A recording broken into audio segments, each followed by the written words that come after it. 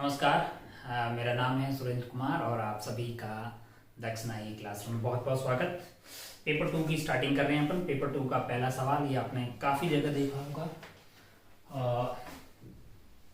Work power energy में ये सवाल अपन देखते ही हैं।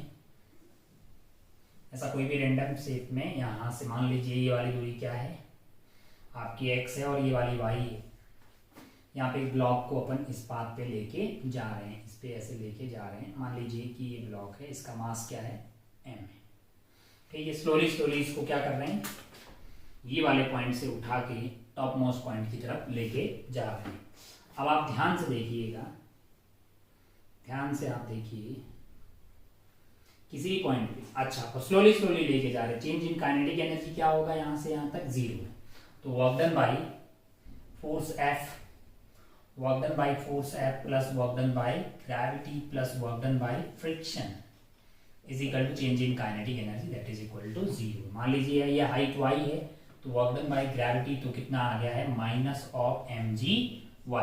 अगर हमें कैपिटल F का चाहिए तो आप क्या कर देंगे, work done by capital F, इसको उधर ले जाएंगे तो mgy plus work done by minus उसमें क्या करना है हमें, वर्क डन बाई फ्रिक्शन करना। अब आपको वर्क डन बाई फ्रिक्शन करने के लिए क्या कर रहे हैं, आप इधर F को खींच रहे हैं F से, और पीछे की तरफ क्या लग रहा होगा, मैंने कहा म्यू इंटू नॉर्मल लग रहा होगा, है कि नहीं है।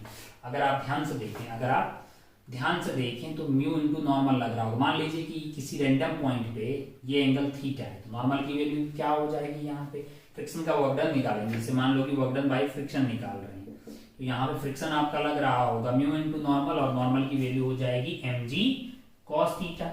और आप क्या कर रहे हैं, आपका डिस्प्लेसमेंट इस डायरेक्शन में हो रहा है dl, है ना।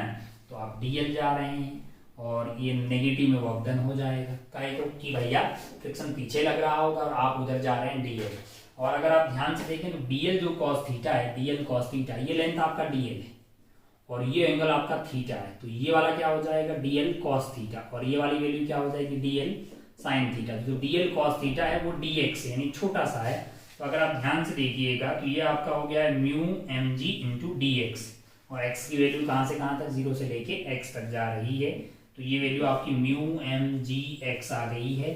तो यहाँ तो माइनस ऑफ वर्क डन करना है, यानी कि mgy plus mu mg x है। तो आप तुरंत जो है आंसर बता पाएंगे कि is independent of shape of trajectory. ये x पे डिपेंड कर रहा है, y पे डिपेंड कर रहा है, शेप पे डिपेंड नहीं कर रहा है। ए आपका सही हो गया है। देन आपका बी बोल रहा है depend on vertical component displacement but independent horizontal. नहीं भाई, हॉरिजॉन्टल पे भी डिपेंड कर रहा है, वर्टिकल पे भी।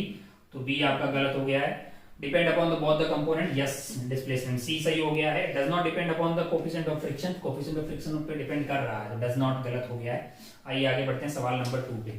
सवाल नंबर 2 में अगर आप ध्यान से देखिएगा, सवाल नंबर 2 में ऐसा है कि यहाँ पे आपके पास जो स्फीयर है और ये पॉइंट आपका B है, और यहाँ पे आपने इस पॉइंट A पे रफ्तार जो है v0 इस डायरेक्शन में दे दी है, और ये O है और ये R है। अब आप ध्यान से देखिएगा, horizontal plane support a fix cylindrical vertical cylinder है जिसका रेडियस आपको R दिया हुआ है और अटैच कर रखा है थ्रेड AB है। अगर आप ध्यान से देखें, अब आप ध्यान से देखिएगा तो क्या होगा, इस मूवमेंट पे इस पे टेंशन लग रही होगी, वो पॉइंट B से पास हो रही है।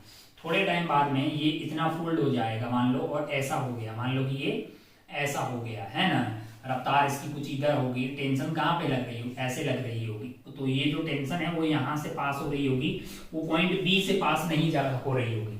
ये पॉइंट बी के अबाउट अब टेंशन का टॉर्क आएगा, यानी यहाँ पे इनिशियली टेंशन का टॉर्क नहीं आ रहा था, वो पॉइंट बी से पास हुई, लेकिन आगे आगे जर्नी में टेंशन जो होगी वो पॉइंट बी से पास नहीं होगी, तो टेंशन का टॉर्क आएगा। और ओ के अबाउट तो भाई साहब हमेशा आएगा टेंशन का टॉर्क।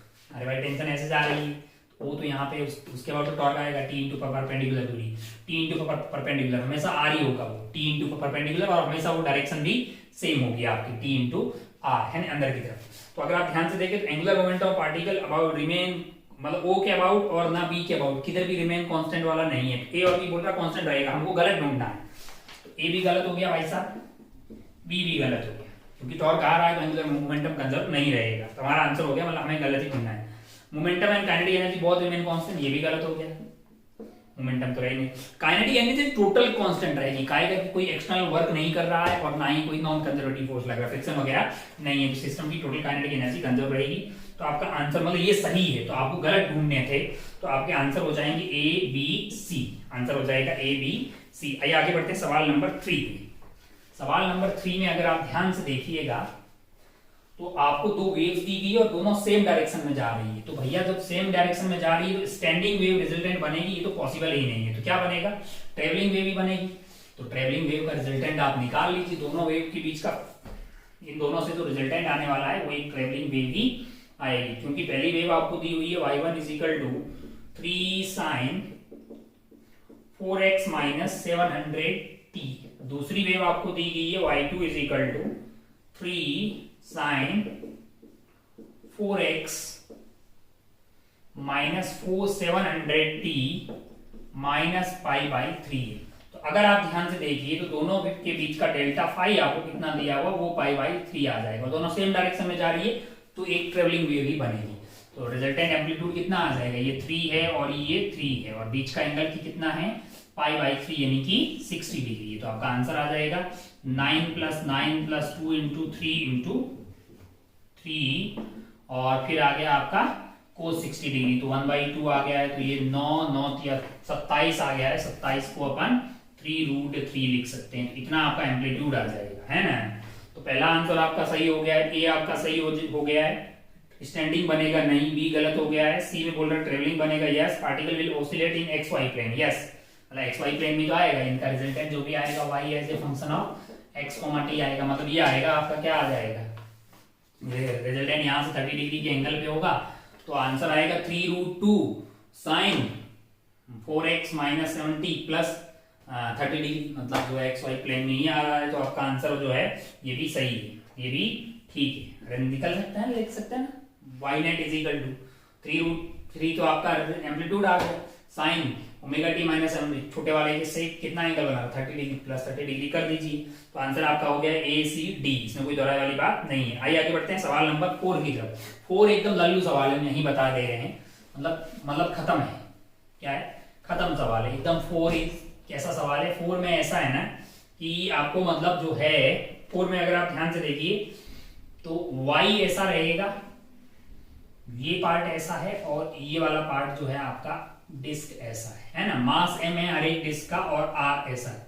मान लीजिए ये आपका x हो गया है और ये आपका z हो गया है। तो पहली बात तो अगर आपको y एक्सिस के अबाउट निकालना है तो दोनों ही केस में वो डायामीटर है, मतलब अलोंग द डायामीटर, और moment of inertia scalar quantity है, इसके लिए वो आ जाएगा mr²/4, और दूसरे वाले के लिए भी mr²/4, तो भाई साहब वो mr²/2 आ जाएगा, यानी I अबाउट y एक्सिस के कितना आ जाएगा, mr²/2।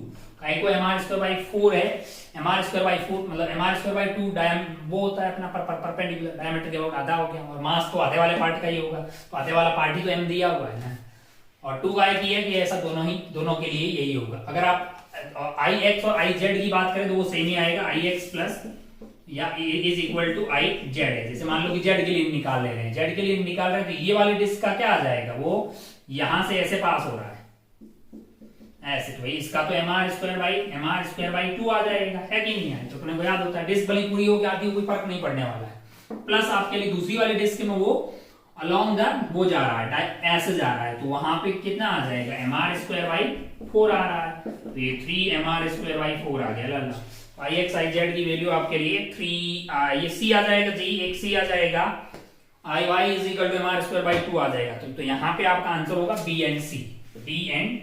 उम्मीद है कि ये सबका मतलब सही हुआ होगा, इसमें कोई बहुत तगड़ी चीज नहीं है ना।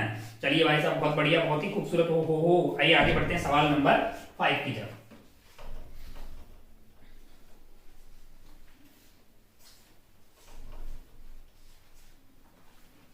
सवाल नंबर 5 क्या है, जरा ध्यान से देखिए। एक आयरन कास्टिंग ऑफ 70 kg, मतलब क्या है ना कि 27 kg उसका वेट कहां पे है, एयर में है, और 18 kg कहां पे है, ये फ्लूइड में है। तो जो बचा कुछ डिफरेंस आएगा 9 kg का, वो कहां आया होगा, बायंसी की वजह से। इसका मतलब बायंसी कितनी लगी होगी, मैंने कहा 9 × 10, इतना आपका बायंसी लगा होगा कि नहीं लगा होगा भाई, बायंसी लगा होगा। बायंसी को आप क्या लिखिएगा, रो इंटू वॉल्यूम, इसकी पूरी वॉल्यूम V है, रो ऑफ कितना, वाटर इंटू जी, वाटर में डुबोया है ना, हाँ इन्वर्टर है। तो अगर आप ध्यान से देखिएगा तो 90 इज इक्वल टू 10 की पावर 3 v इंटू 10 कर दीजिए। तो यहाँ से v की वैल्यू कितनी आ गई 9 डिवाइडेड बाई 90 डिवाइडेड बाई 10 की पावर 4।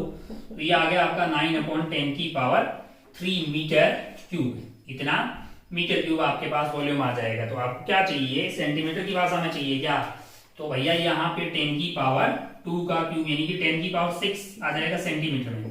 तो यह आपका आ गया 9000 सेंटीमीटर स्क्वायर क्यूब। सेंटीमीटर में चाहिए तो 9000 मिल गया आपको। अब अगर आप ध्यान से देखिएगा तो आउटर वॉल्यूम तो आपको 9000 सेंटीमीटर क्यूब यानी कि ए आपका गलत हो गया है और आपका आंसर आ गया है बी आपका आंसर आ गया, ए गलत हो गया। वॉल्यूम ऑफ कैविटी है। अब आप कैविटी का कैसे पता करिएगा कि ये टोटल वॉल्यूम आपको पता लग गई है ना। मान लीजिए कि बीच में कुछ कैविटी रही होगी, उसकी वॉल्यूम वीसी मान लीजिए। तो V माइनस वीसी वाले पार्ट में क्या रहा होगा, ये वाले पार्ट में अपन जानते हैं भाई साहब mass upon volume is equal to density है। तो मास अगर आपको चाहिए 27 kg एयर में है तो डेंसिटी ऑफ आयरन, यहां से आयरन है ना, that must be equal to 27 kg यानी कि 27 kg है ना। तो ये आपको 27 दिया हुआ है।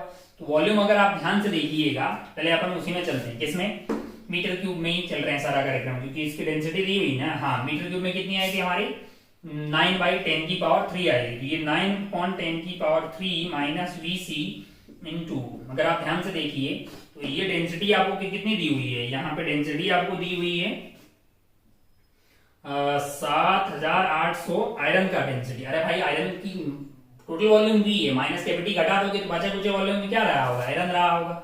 इजिकल टू 27 है। तो यहां से सॉल्व करके आपका वीसी आ गया होगा, वो आया होगा मीटर क्यूब, जो भी आया आंसर उसको क्या कर लीजिएगा 10 की पावर 6 से मल्टीप्लाई कर दीजिए, सेंटीमीटर क्यूब आ जाएगा। जब इसको सॉल्व कर रहे हैं इसकी वैल्यू क्या आ रही है 5538 सेंटीमीटर क्यूब है, 5538 सेंटीमीटर क्यूब है, जो कि इसका आंसर आपको डी में आपका आता हुआ दिखाई दे जाएगा। जब आप इसको सॉल्व करिएगा तो ये वैल्यू 5538 सेंटीमीटर क्यूब आ रही। लल्लू सवाल था तो आंसर आपका क्या हो गया है भाई साहब, इसका आंसर हो गया आपका सी गलत हो जाएगा और डी सही हो जाएगा। स्टोरी समझ गए ना आप, पहले टोटल वॉल्यूम निकाल दीजिए फिर आप कैविटी का वॉल्यूम निकाल दीजिए, है ना, आयरन की डेंसिटी से मल्टीप्लाई कर लिया है। चलिए आइए आगे बढ़ते हैं सवाल नंबर 6 की तरफ। देखिए जरा क्या है सवाल नंबर 6। सवाल नंबर 6 बहुत ही लल्लू पल्लू है, देखिए जरा ध्यान से।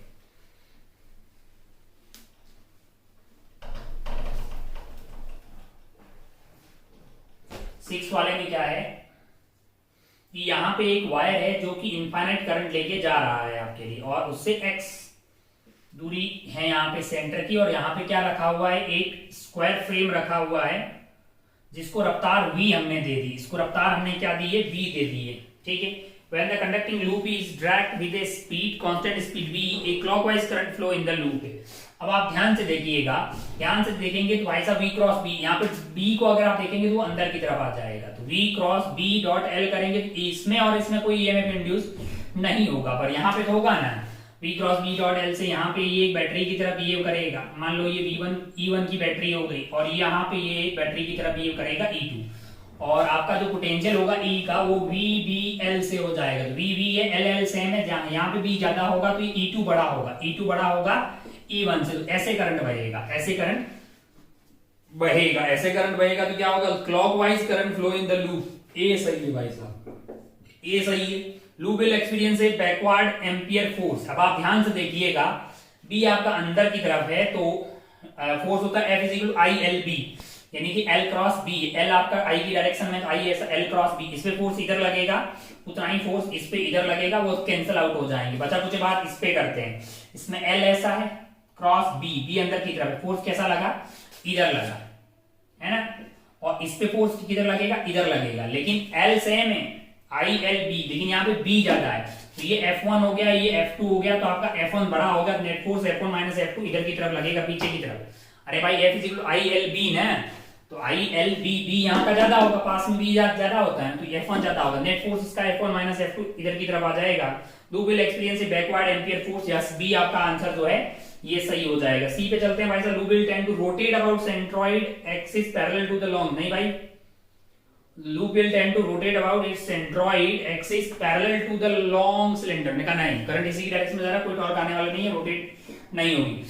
Magnetic field at the centre of loop will be greater than mu not I upon, हाँ अगर आप ध्यान से देखें ये सेंटर वाले में इसके कारण तो कंट्रीब्यूशन होगा mu not I upon 2 pi x, लेकिन ये वाले यहाँ पे करंट आई डैश भी तो जा रहा होगा, ये आई डैश के कारण इधर एस है और इसके कारण इधर, तो इनका भी कंट्रीब्यूशन आएगा। अबे mu not I upon 2 pi x को कौन कंट्रीब्यूट कर रहा होगा, ये वाला वायर कर रहा होगा, प्लस ये आई डैश के कारण भी तो आएगा ना, आई डैश के कारण, इसके कारण भी अंदर और इसके कारण भी अंदर, तो इससे ज्यादा ही आएगा, इससे नेट ज्यादा ही आएगा। तो ऑप्शन डी भी सत्य विचार दे रहा है यहाँ पे आपके लिए। चलिए आइए आगे बढ़ते हैं सवाल नंबर 7 की तरफ। सवाल नंबर 7 जो है ना इतना लल्लू है कि बताते हुए शर्म आ रही है, जरा ध्यान से देखिए क्या है सवाल नंबर 7। सवाल नंबर 7 आपसे बोल रहा है कि लाइट जो है एक मीडियम पे आ रही है और मतलब जो है falls on surface separating a medium from air at an angle of 45 degree, रे अंडरगोज TIR रिफ्लेक्शन। इसका मतलब 45 डिग्री पे उसका TIR हो जा रहा है, इसका मतलब क्रिटिकल एंगल जो है वो 45 डिग्री से कम है, यानी कि साइन थीटा सी की बात करेंगे तो वो कम होना चाहिए किससे, साइन 45 डिग्री से। अरे भाई 45 डिग्री पे क्या हो रहा है, अंडरगो TIR, अगर 45, इसका मतलब जो 45 डिग्री वो क्रिटिकल एंगल से बढ़ा हुआ है, तो यहाँ पे अगर आप ध्यान से देखिएगा तो साइन थीटा सी मस्ट को अपन क्या लिख सकते हैं, ये आपका mu rarer upon mu denser होगा तो 1/n हो जाएगा, है ना, that must be equal to sine 45 degree यानी 1/√2, है कि नहीं यार। अगर आप ध्यान से देखिएगा तो n यहां से क्या हो गया, n आपका मस्ट बी ग्रेटर देन √2 आ गया है, तो √2 की वैल्यू 1.3 हो रहा है, 1.3 से ज्यादा वाला ऑप्शन आपको चाहिए जो कि आपको option B, C and D में दिख जाएगा। बहुत ही सस्ता सवाल। आइए आगे बढ़ते हैं सवाल नंबर 8 की तरफ। सवाल नंबर 8 की तरफ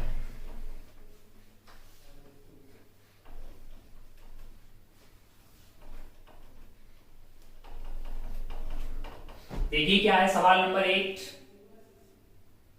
8 में क्या है कि यहां पे आपके लिए स्लिट S1 है और यहां पे स्लिट S2 और ये आपकी ऐसी लाइन है और ये आपको थीटा दिया हुआ है। अगर आप ध्यान से देखें तो आप जानते हैं कि भैया यहाँ पे डेल्टा एक्स की वैल्यू आ जाएगी डी साइन थीटा, थीटा बहुत छोटा होगा तो इसको डी टेन थीटा और फिर टेन थीटा को वाई बाई डी भी लिखा जा सकता है। तो डेल्टा फाई की वैल्यू होगी आपके लिए 2 pi by lambda into D sine theta. अगर आपको डेल्टा फाई मिल जाएगा तो आप जानते हैं कि इंटेंसिटी जो है वो 4 आई नॉट या कुछ भी आई नॉट मान लीजिए maximum cos square delta phi by 2 आता है ना, आता है कि नहीं आता। अब आप ध्यान से देखिएगा तो बोल रहा है कि थीटा 0 होगा, मतलब अगर थीटा 0 होगा आपको क्या क्या इंफॉर्मेशन दी है जरा सवाल में देखिए। S1 S2 कोहेरेंट माइक्रोस्ट्रिच ऑफ फ्रीक्वेंसी, हर एक का फ्रीक्वेंसी दिया हुआ 2 × 10⁶ है। अगर मुझे लेमडा चाहिए क्योंकि फ्रीक्वेंसी आपका क्या है v बाई लेमडा है, तो c बाई लेमडा दिया हुआ है, तो मुझे अगर लेमडा चाहिए होगा तो मैं क्या कर दूंगा c यानी कि 3 × भाई v बाई लेमडा से मुझे फ्रीक्वेंसी मिल गया तो मुझे लेमडा चाहिए होगा 3 × 10⁸ को मैं फ्रीक्वेंसी से डिवाइड कर लूंगा जो कि है 2 × 10⁶ है। तो यहाँ पे ये वैल्यू जो है वो 100 से कट गई, 300/2 यानी कि 150 आ रही है। वो आपकी वैल्यू कितनी आ रही है, 150 मीटर यहाँ पे आपका लेमडा आता हुआ दिखाई देगा। अब अगर आप ध्यान से देखें source the sources are synchronized to have zero phase difference, the slits are separated by distance d। अगर यहाँ पे देखिए तो d आपको दिया हुआ है 300 मीटर, बहुत बढ़िया, एंड इंटेंसिटी इज दिस, ठीक है, EM वेव की रफ्तार इज दिस और दिस है। तो अब आपको क्या निकालना है, I0 is the maximum intensity, यानी कि 4i हो सकता है, ये I0 जब डेल्टा x 0 होगा यहाँ पे तो 4i आएगा, ये I0 आपका 4i यानी कि I0 मैक्सिमम। अब आप बोल रहे हैं भैया theta is equal to 0 degree, theta आपका क्या है 0 डिग्री, थीटा अगर 0 डिग्री होगा, theta is equal to 0 degree, theta 0 degree होगा तो क्या आ जाएगा डेल्टा फाई आ जाएगा 2 पाई बाई लेमडा। लेमडा की वैल्यू आपके लिए कितनी है 150 इंटू डी की वैल्यू कितनी है, ये आपके लिए हो गई 300 इंटू साइन थीटा आपका लिए 0 है तो साइन थीटा से ये वैल्यू आ गई आपके लिए 0, मतलब डेल्टा फाई आ गया 0, डेल्टा फाई 0 आ गया, डेल्टा फाई बाई 2 भी आ गया 0, तो कोस स्क्वायर में 0 की वैल्यू 1 हो गई, तो आई नेट की वैल्यू आ गई I0, यानी कि ऑप्शन सी जो है वो आपका यहाँ पे सही हो जाता है। अगर आप ध्यान से देखिएगा तो जब सी सही हो गया तो डी गलत हो गया है, ये खेला तो यहाँ पे आ गया। अब ए और बी में से अगर आप theta is equal to 30 degree पे आप चेक करना चाह रहे हैं तो अगर आप जैसे मान लो आपका थीटा 30 डिग्री, थीटा क्या है 30 डिग्री, थीटा इज 30 डिग्री, तो यहाँ पे डेल्टा फाई की वैल्यू क्या है, एडजस्ट आपको रखना है बस। डेल्टा फाई की वैल्यू आ जाएगी आपके लिए 2 pi by 150 into 300 into sine theta. Sine theta की वैल्यू 30 डिग्री है तो 1/2 आ गई, 1/2 आ गई। तो ये केला यहाँ से कट गया और ये यहाँ से कट गया 2, तो ये 2 से 2 गायब हो गया, ये आपका 2 पाई आ गया। 2 पाई आ जाएगा तो यहाँ पे रखिएगा तो 2 पाई बाई 2 से वो पाई आ जाएगा, कोस पाई की वैल्यू -1 स्क्वायर करेंगे तो आपका 1 आ जाएगा, तो आई नॉट ही आ जाएगा 30 डिग्री के लिए। 30 डिग्री के लिए भी आपको आई नॉट आते हुए दिखाई दे रहा है। तो ये आपका ऑप्शन जो है यहाँ पे डी भी सही, सॉरी ऑप्शन डी भी आपका सही होता हुआ दिखाई दे रहा है। 30 डिग्री के लिए चेक नहीं किया अभी भी आपने, डी भी सही है, डी भी सही है। अब आप ध्यान से देखिए, जब 30 डिग्री के लिए डी सही होगा तो ए गलत हो जाएगा। अरे ठीक है ना, मतलब डी सही हो गया तो ए गलत हो जाएगा। अब आप बी देख लीजिए, theta is equal to 90 degree पे भाई बात करना चाह रहा है, 90 डिग्री पे बात करिएगा तो भाई साहब क्या हो जाएगा, ये वाली वैल्यू 1 हो जाएगी, ये 1 हो जाएगी। तो आपके लिए ये 150 और 300 2 हो गया, ये 4 पाई हो जाएगा। 4 पाई को यहाँ रखिएगा, 4 पाई को यहाँ रखिएगा तो कोस 2 पाई आ जाएगा, है कि नहीं यार। तो ये वैल्यू 1 आ जाएगी। तो यहाँ से ये भाई साहब बोल रहे हैं कि वो आई नॉट बाई 4 आएगा, पागल है क्या, आई नॉट मतलब नहीं आ रहा आई नॉट बाई 4। चलिए आगे बढ़ते हैं, आंसर इसका क्या आ रहा है, सी एंड डी आ रहा है। बिल्कुल बड़ा आसान है, थीटा को आप ये लिया डी टेन थीटा डायरेक्ट मत लिख लीजिए यार, delta X equal D sine theta ही होता है, क्योंकि हमें नहीं बोला गया कि थीटा बहुत स्मॉल, थीटा बहुत बड़ा बड़ा दिया जा रहा है ना, तो आपको डेल्टा एक्स को डी साइन थीटा ही लेना है, ना कि डी टेन थीटा। थीटा बहुत स्मॉल होता है तब अपन डी साइन थीटा को डी टेन थीटा और फिर टेन थीटा को वाई बाई डी भी लिख सकते हैं। वो बातें तभी वैलिड होगी जब थीटा बहुत ही स्मॉल हो, ऐसा सवाल में नहीं है। आइए आगे बढ़ते हैं, पैराग्राफ जो कि है सवाल नंबर 9 एंड 10। देखिए जरा 9th और 10th वाला पैराग्राफ देखिए। इसमें क्या है ना कि ये वाला जो आपका पिस्टन है वो मूवेबल है और ये एक सिलेंडर है, उसमें ये पिस्टन लगाया हुआ है। रेजिस्टेंस आपको 2 किलो ओम दिया हुआ है, एक कैपेसिटर से कनेक्टेड है, उसका कैपेसिटेंस 75 माइक्रो मिली फैरेड है ना। और इनिशियली जो इसके अक्रॉस जो पोटेंशियल डिफरेंस था वो आपको दिया हुआ है 640 डिवाइडेड बाय 3 वोल्ट। कुल मिलाकर मतलब इसमें कैलकुलेशन का कार्यक्रम ज्यादा है, इसलिए मैंने थोड़ी सी कैलकुलेशन पहले से कर दी है। अब वो क्या रहा है कि ये स्विच को आप बंद करिएगा। इनिशियली इसमें एनर्जी है, कैपेसिटर में एनर्जी है Q नॉट का स्क्वायर बाय 2C है कि नहीं है ना। मतलब Q नॉट की वैल्यू क्या हो जाएगी C इंटू V नॉट, उसको सॉल्व कर रहे हैं तो वो 16 कूलम आ रही है, ये एनर्जी थी। अब जैसे ही आप इसको स्विच को बंद करेंगे तो वो करंट फ्लो होने लगेगा, इसमें एनर्जी का लॉस होगा, वो एनर्जी इस गैस के पास जाएगी, गैस को उतना एनर्जी मिलेगा, गैस क्या करेगा, कुछ वर्क करेगा और वो प्रोसेस कैसा है, आइसोबैरिक है कि नहीं है, और कुछ टेम्परेचर में चेंज होगा। तो अगर आप ध्यान से देखिएगा तो उसमें डेल्टा यू आ जाएगा। अगर आप ध्यान से देखें तो आप ये तो जानते हैं कि भाई डिस्चार्जिंग ऑफ कैपेसिटर से अपन लिख सकते हैं Q equal to Q naught into e की पावर t बाई टाउ है। अब आपको टाइम बोला है कि भाई 2.5 इंटू ln4, तो इस वाले में यहाँ पे डाल दीजिए, सॉल्व करेंगे तो Q की वैल्यू Q नॉट बाई 4 आ जाएगी। तो पहले Q नॉट थी इतनी, अब Q नॉट बाई 4 हो गई, यानी पहले एनर्जी थी Q नॉट का स्क्वायर बाई 2C, अब हो जाएगी Q नॉट का स्क्वायर मतलब Q नॉट बाई 4 का स्क्वायर बाई 2C। तो इसका डिफरेंस लिया तो ये एनर्जी 1.6 किलो जूल है। इतनी एनर्जी किसने लॉस की है, इस वाले कैपेसिटर ने, तो वो एनर्जी इस वाली गैस के अंदर गई होगी। अब गैस ने 2 काम किए होंगे, या तो वर्क किया होगा या उसकी इंटरनल एनर्जी बढ़ी होगी, या फिर दोनों काम किया होगा। इस सवाल का जो 11वां वाला पार्ट है, work done by gas is approximately, अब ये 1.6 जो है 1.6 जो है वो इसको दिया गया। अब आप ध्यान से देखिए तो वर्क डन क्या होगा, वो मैंने कहा यहाँ पे आइसोबैरिक प्रोसेस हो रहा है, ये सवाल बोल रहा है, तो अपन वर्क को nr डेल्टा टी लिख सकते हैं। और डेल्टा टी जो है आपको सवाल में बोला गया है कि भैया टेम्परेचर जो है वो 72 केल्विन से इंक्रीज हो जा रहा है, तो n आपको 1 दिया है, r की वैल्यू 8.3 है, डेल्टा टी किया है, तो अराउंड 0.6 किलो जूल का यहाँ पे वर्क हो रहा है। तो आपने 1.6 किलो जूल की जो एनर्जी दी है उसमें 0.6 किलो जूल का वर्क हो गया है, तो बचा कुचा जो work done by the gas है, बचा कुचा 1 किलो जूल जो होगा वो इसकी इंटरनल एनर्जी बढ़ाने में योगदान दिया होगा। तो अब अगर आप 9th वाले मतलब सवाल नंबर 9 एंड 10 है, 9 में आपको बोला है कि वर्क कितना हुआ है, तो 0.6, तो आपका आंसर जो है वो सी हो जाएगा। और 10th में आपके बोला है कि इंटरनल एनर्जी कितनी बड़ी है, तो ये 1 किलो जूल है, जो कि आपको ऑप्शन ए में दिखाई देगी। इस तरह से ये सवाल 10 हो गए। आइए आगे बढ़ते हैं सवाल नंबर 11 एंड 12 पे। 11 और 12 भी एक सस्ता पैराग्राफ है। नंबर 11 एंड 12 में क्या दिया है कि आपको एक YDSC का सेटअप दिया है जो कि डुबा रखा है 1.33 रिफ्रैक्टिव इंडेक्स वाले मीडियम के अंदर, और स्मॉल डी की वैल्यू 1 mm दी है और कैपिटल डी की वैल्यू 1.33 मीटर दिया गया है। और आपसे पूछा है कि भैया फ्रिंज विड्थ बताइएगा। तो 11th का सवाल तो बड़ा ही सस्ता है, क्योंकि अपन जानते हैं फ्रिंज विड्थ होती है lambda D by D. Lambda D by D, lambda कौन से वाले मीडियम का लेना है, ये वाले मीडियम का। तो एयर में इतना है तो भैया लेमडा बाई म्यू हो जाता है। तो आपका जो लेमडा था वो आपका कितना था, 3600 एंगस्ट्रॉन था इंटू 10 की पावर, आप अगर आप ध्यान से देखिए तो -10 कर दीजिए, या mm में आंसर दिया है तो उसको -7 रहने दीजिएगा, है ना। आंसर आपका mm में दिया, डिवाइडेड बाई म्यू कर देंगे, म्यू की वैल्यू 1.33 है, इंटू d बाई डी करना है, d की वैल्यू आपको 1.33 है, और स्मॉल d की वैल्यू जो है वो आपकी 1 mm दी हुई, यानी 1 इंटू 10 की पावर -3 कर दिया है। यहाँ से इसको सॉल्व कर रहे हैं तो ये वैल्यू आपकी 0.63 mm आती हुई दिखाई दे रही है। तो ये तो बहुत ही एक सस्ती सी चीज हो गई, मतलब बड़ा ही आसान है। लेमडा आपको एयर में दिया तो लेमडा यहाँ पे लेमडा बाई म्यू हो जाएगा, तो मैंने लेमडा बाई म्यू कर दिया है। mm में रखने के लिए इसको मतलब 10 की पावर -10 कर दीजिए, फिर से 10 की पावर मल्टीप्लाई कर दीजिए, तो मतलब -10 इंटू 10 की पावर 3 करेंगे, mm आंसर आ जाएगा, ये 0.63 mm आ रहा है। 12वें सवाल में अगर आप जाइएगा, 12वें सवाल में क्या है कि 12वें सवाल में अगर आप ध्यान से देखिएगा तो यहाँ पे क्या बोला जा रहा है कि one of the slit of operators is covered by a thin glass plate है। यहाँ पे एक पतली सी ग्लास की प्लेट रखी जा रही है, इसकी थिकनेस t है और रिफ्रैक्टिव इंडेक्स आपको म्यू दिया गया है।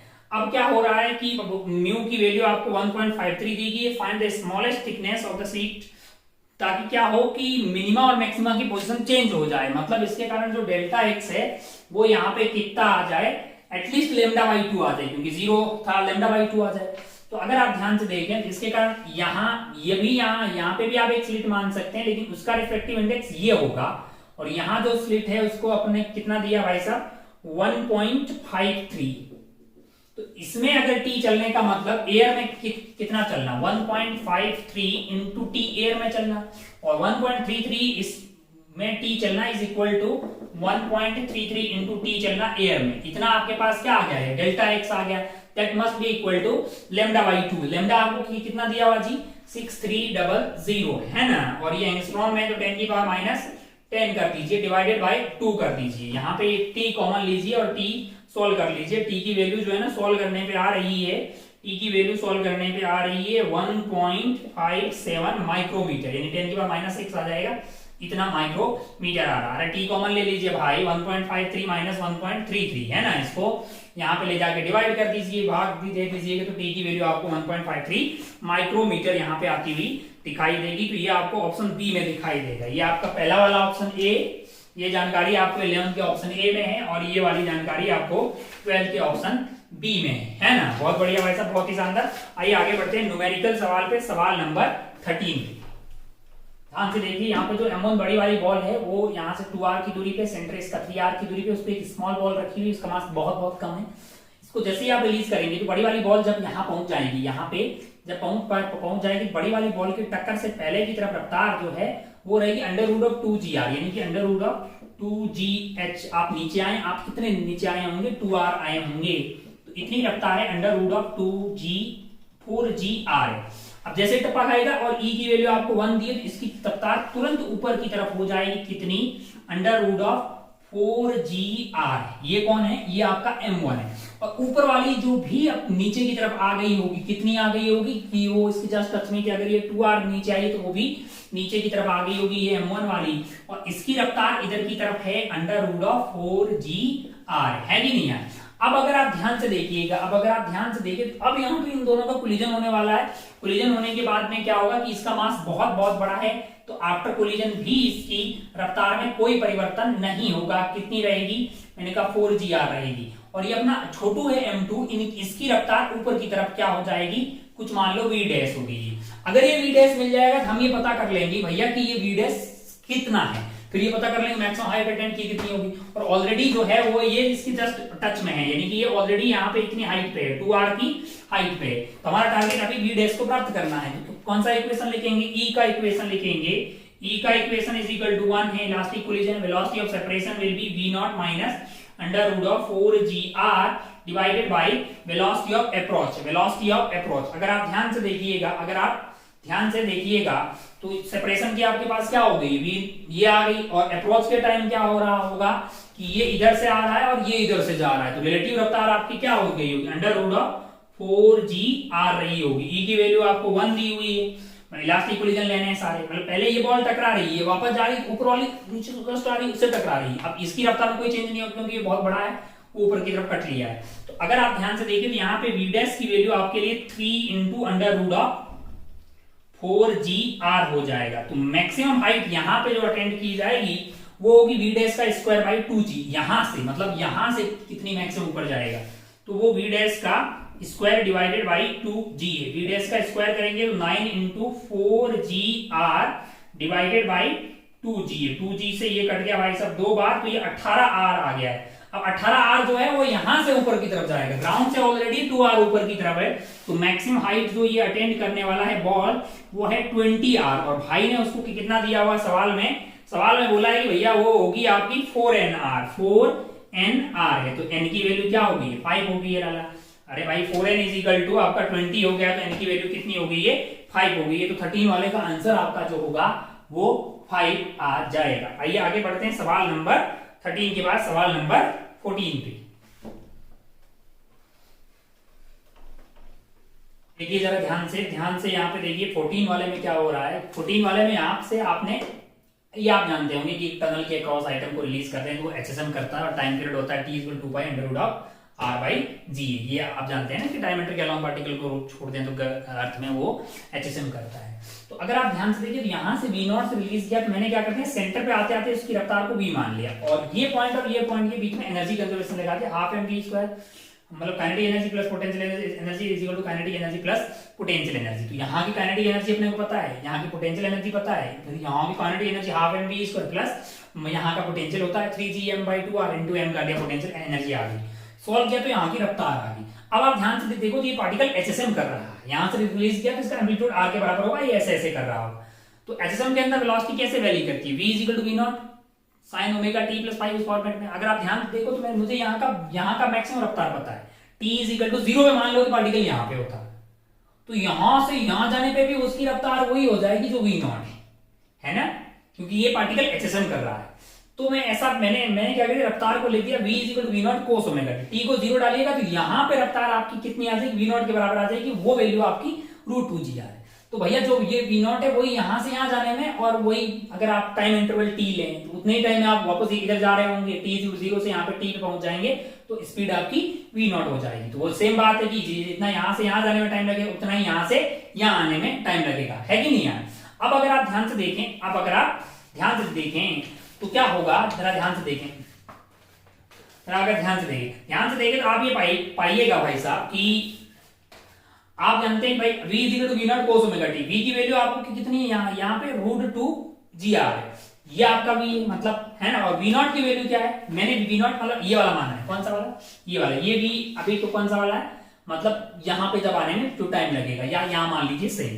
तो ये √gr है is equal to 2gr cos omega t है, तो काट दिया भाई साहब, ओमेगा t की वैल्यू π/4 आ गई, t की वैल्यू π/4 ओमेगा आना चाहिए। अब आप ध्यान से देखिए आप जानते हैं कि टाइम पीरियड होता है t 2 pi under root r/g, time period को 2 पाई बाई ओमेगा लिख दिया, तो यहाँ से ओमेगा की वैल्यू जो है आपकी वो √g/r आ गई है, उसको उठा के यहाँ पे डाल दिया है आपने, तो ये वैल्यू आ गई आपका π/4 इंटू r/g। अब आपको जो ऑप्शन दिया गया है उसमें भाई साहब यहाँ पे 4 कर रहे हैं, यहाँ पे 4 मतलब जो है अगर ऊपर 2 से मल्टीप्लाई कर लो तो यहाँ पे भी 2 से मल्टीप्लाई कर लो तो ये आइटम 8 हो जाएगा, है कि नहीं। और ये 2 को अंदर ले जाइए 4 हो जाएगा।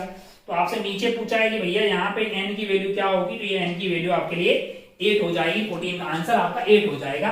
तो सस्ता सवाल था, कोई बहुत ज्यादा डिफिकल्ट नहीं था, बस आपको ये पता होता कि ये HSM करने वाला है, ये जानकारी अगर यूज करते तो बड़ी आसानी से सवाल कर पाते। आइए आगे बढ़ते हैं सवाल नंबर 15 की।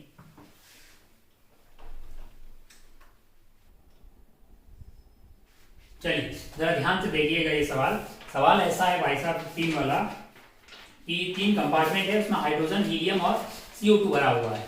और पहले क्या है कि लेंथ जो है वो इक्वल है, L है, और एरिया ऑफ क्रॉस सेक्शन मैंने A मान लिया कि इसमें N1 मोल है, इसमें N2 मोल है और इसमें N3 मोल भरे हुए हैं। और टेम्परेचर आपको दिया हुआ है डिग्री सेल्सियस में, उसको अपन ने कन्वर्ट कर दिया है केल्विन में, 643, 258 एंड 430 केल्विन आ गया है। अब हुआ क्या है कि भाई साहब जो है मतलब जो है फाइनली जब इक्विलिब्रियम में आएगा, अगर आप इस सवाल को पढ़िएगा, इनिशियल लेंथ L है, मिडिल वाले की लेंथ आपको पूछी, यानी कि आपको सवाल में L2 पूछा गया है और ये बोला गया है कि भैया मतलब जो है ये बीच में मूव कर सकते, ये मूव कर सकती। अब ये इक्विलिब्रियम में तब आएगी जब यहाँ पे प्रेशर सेम हो जाएगा, और ये कंडक्टिंग है तो टेम्परेचर भी सबका सेम हो जाना चाहिए। अब अगर आप ध्यान से देखिए यहाँ पे मोल जो है इस पार्ट के जो भी रहेंगे, अगर N1 है तो N1 ही रहेगा, क्योंकि भाई इसमें कोई और तो है नहीं कि मूव तो कोई किया नहीं होगा कुछ वॉल्यूम, तो मोल N1 थे, N2 थे, N3 थे, वो एज इट इज रहेगा, लेकिन लेंथ L1 L2 और L3 मान ली, ये पक्का ये L1 plus L2 plus L3 की वैल्यू 3L होने वाली है। अब मैंने क्या कर दिया, मोल को पहले लिखा, पहले का प्रेशर क्या था वो आपको मतलब जो है सब नेचुरली प्रेशर आपका सबका सेम था, P0 है ना, लेंथ L थी और प्रेशर P0 था, सब में ये इंफॉर्मेशन दी हुई है कि ये P0 है, ये P0 है, ये P0 है। तो मैंने N1 की वैल्यू पहले वाले के हिसाब से लिख ली, टेम्परेचर आपका T1 मान लिया, और फाइनल जो टेम्परेचर है सबका, इसको थीटा बोलिए या T बोल दीजिए, फाइनल टेम्परेचर जो है सबका T मान लिया, सेम है कि नहीं है। अब N1 को ऐसे लिख दिया, सिमिलरली मैं N2 को भी लिख सकता हूं, क्योंकि भाई PV is equal to NRT, PV is equal to NRT, तो RT कर लोगे तो N आ जाएगा, तो P1 V1 R by T1 is equal to N1, मतलब N तो सेम ही रहेगा, तो ऐसा लिख लिया। फिर क्या किया, 1 and 2 का रेशियो लिया, तो T1 और T2 का रेशियो मिल गया, वहां से अपने को L1 और मतलब L1 जो है L1 L2 का रेशियो मिल गया, यानी कि L1 is equal to T2 by T1 L2 की टर्म मिल गया। हम लोग चाहते हैं कि L1 L2 की टर्म में मिल जाए और L3 भी L2 की टर्म में मिल जाए, ताकि अपन L1 plus L2 plus L3 को 3L बोलते हैं, तो सारा कार्यक्रम L2 की टर्म आएगा, सोल्व करके आपका क्या आ जाएगा, L2 आ जाएगा। सिमिलरली सेकंड एंड थर्ड का रेशियो लेंगे तो आपको जो L2 by L3 की जो वैल्यू है, या T2 by T3 is basically L3 by L2 आ गया, जहां से L3 जो है वो L2 की टर्म में आ गया, और बाद में L1 plus L2 plus L3 3L है, सारे कार्यक्रम को हमने L2 की टर्म में डाल दिया, सॉल्व करके L2 आया हमारा 3L by 2, और हमें चाहिए था 3L बटा N की वैल्यू, और N की वैल्यू क्या है 2 आ गई। यानी मुद्दे की बात ये थी कि अपने को क्या मानना था कि प्रेशर सब में फाइनली सेम रहेगा, टेम्परेचर सेम रहेगा, बाकी तो मोल तो वैसे ही सेम रहेंगे, क्योंकि कंपार्टमेंट क्लोज शायद आगे पिस्टन ये मूव कर सकती है और कंडक्टिंग है। तो उम्मीद है कि आपके पेज में ये उतर गया होगा। आइए आगे बढ़ते हैं सवाल नंबर 16। सवाल नंबर 16 बढ़ते हैं 16 वाले सवाल पे। एक बहुत हल्का सवाल है, मतलब यहाँ पे आपको बोला है कि L की वैल्यू 2 मीटर है और M की वैल्यू 5 kg और 60 डिग्री के एंगल से उसको रिलीज किया है। जब ये यहाँ पे आ जाएगा तो क्या हो रहा है कि जैसे मतलब उसकी पोटेंशियल एनर्जी कम होगी, है ना, allow to swing in come to, और मतलब धीरे धीरे मतलब ये ऐसे चलता रहेगा जब तक ये रेस्ट में ना आ जाए। फाइनली ये रेस्ट में आ गया, इसकी कौन सी एनर्जी कम हुई, काइनेटिक पहले भी जीरो थी, फाइनली जीरो हो जाएगी, तो पोटेंशियल एनर्जी कम हुई। अब वो बोल रहा पूरी पोटेंशियल एनर्जी जो कम हुई इस बॉब की मतलब टेम्परेचर बढ़ाने में काम आ गया। तो भाई पहले पोटेंशियल एनर्जी कम हुई mgh, मतलब ये वाला h आ जाएगा L minus L cos theta, that is equal to ms delta t, वो मैंने कर दिया है। तो यहाँ पे कितना उसका टेम्परेचर चेंज होगा ये आपसे पूछा गया, एकदम था आठवां सवाल है। ये लेंथ L थी, ये L cos थीटा, तो नीचे की तरफ आया mg L 1 minus cos 60 degree, that is equal to ms delta t की वैल्यू होगी 50 divided by m into s, और सॉल्व करने के लिए 2 into 10 की पावर -2 के फॉर्मेट में आता हुआ दिखाई दे रहा है। तो आपका जो है आंसर मतलब a into 2 की 10 की पावर -2 आना चाहिए, a की वैल्यू यहाँ पे 2 आ गई। तो एक आसान सा सवाल है आपका सवाल नंबर 16, बहुत ही आसान है। सवाल नंबर 17 पे बढ़ते हैं। सवाल नंबर 17 लास्ट सेकंड लास्ट सवाल, 17 सवाल है। मतलब एक प्रोटॉन की बीम है जो जाके सरफेस से टकरा रही है और वहीं पे चिपक जा रही है, और एक सेकंड में अगर कितने प्रोटॉन आके वहां पे टकरा रहे हैं और आते टाइम उनकी रफ्तार क्या थी ये पता लग जाए तो क्या डेल्टा पी पता नहीं लग जाएगा? तो डेल्टा पी पता कर देंगे, डिवाइडेड बाई 1 कर देंगे, तो एवरेज फोर्स की कितना लग रहा है ये पता करना हमारा टारगेट था। तो हम बोल रहे हैं भाई साहब कि पहले वो जो आ रहे हैं उनकी रफ्तार क्या है। तो यहाँ पे इलेक्ट्रिक फील्ड की मैग्नेटिक फील्ड की, मान ला कि इलेक्ट्रिक फील्ड का फोर्स लगा है Q इंटू E और मैग्नेटिक फील्ड लगा रहा है Q into V cross B, तो ये जब बराबर हो जाएगा तो ये आप पढ़ते हैं मतलब वेलोसिटी सिलेक्टर में। तो यहाँ पे E by B electric field और B बाई बी के रेशियो के बराबर आपका V आ जाएगा, क्योंकि ये आपका नेगेटिव है और बाहर की तरफ मैंने मान लिया तो V क्रॉस B ऐसा आ गया, नेगेटिव चार्ज तो उधर की तरफ लगेगा और इलेक्ट्रिक फील्ड उधर है तो इधर की तरफ, तो ये दोनों बैलेंस हो जाएंगे। तो इतनी रफ्तार से ये चल रहे होंगे क्योंकि वो अनडिफ्लेक्टेड जा रहे हैं, इसका मतलब वेलोसिटी सिलेक्टर की तरह ये काम कर रहा है। ये रफ्तार इतनी आ गई, अब हमें ये पता करना पड़ेगा कि एक सेकंड में आ कितने रहे। तो भाई हर एक पे चार्ज आपको पता है कि 1.6 into 10 की पावर -19 है, क्योंकि वो प्रोटॉन है, और करंट जो है वो आपको दिया हुआ 80 into 10 की पावर -3। तो डिवाइड करिएगा, इतने जो प्रोटॉन है वो एक सेकंड में आके टकरा रहे होंगे और हर एक का रफ्तार ये होगा, तो उसका मास इंटू v कर दोगे तो एक का मोमेंटम आ गया, इंटू आप नंबर कर दोगे टोटल मोमेंटम आ गया। पहले का बाद में 0 हो जाएगा, उतना ही डेल्टा पी आ जाएगा, डिवाइड बाई 1 करेंगे तो आपको फोर्स आ जाएगा। तो वो 2 इंटू 10 की पावर जो है -3 के फॉर्मेट में आता हुआ दिखाई दे रहा है। तो आपसे x मिली न्यूटन पूछा गया है, तो x की वैल्यू जो है यहाँ पे 2 आ जाएगी। तो कैलकुलेशन वाला सवाल था, कॉन्सेप्ट के हिसाब से कोई बहुत तगड़ी चीज नहीं। आइए बढ़ते हैं लास्ट एंड फाइनल सवाल, सवाल नंबर 18।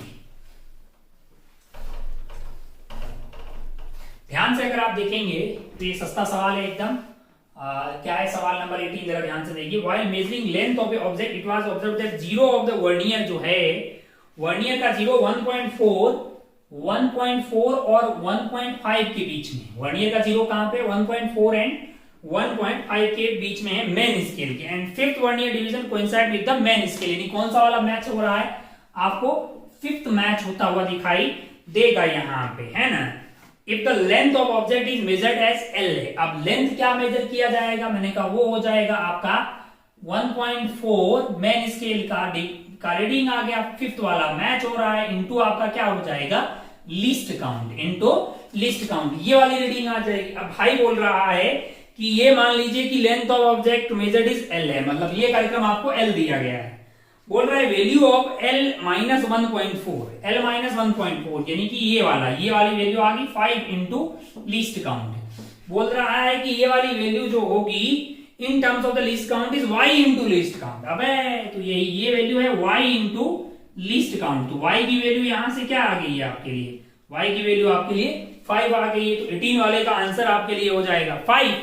That's all. मतलब ये बहुत ही सस्ता सा सवाल था और उसके साथ ही ये 18 क्वेश्चन का आपका पेपर 2 है, उसका डिस्कशन यहाँ पे खत्म होता है। अपना और अपनों का खूब ख्याल रखिएगा। मिलते हैं अगले वाले पेपर के डिस्कशन में। जय हिंद, जय भारत, टेक केयर, बाय।